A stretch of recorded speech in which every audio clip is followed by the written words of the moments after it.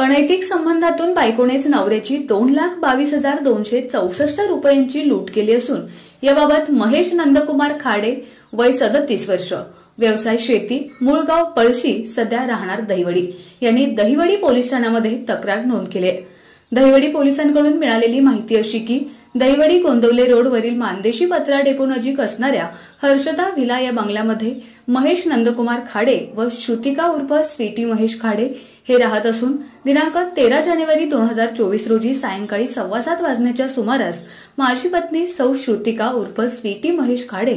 हिने मला फोनवरून पार्किंगमध्ये बल्ब गेल्याबाबत सांगून माझ्या ठिकाणाबाबतची माहिती विचारल्यानं व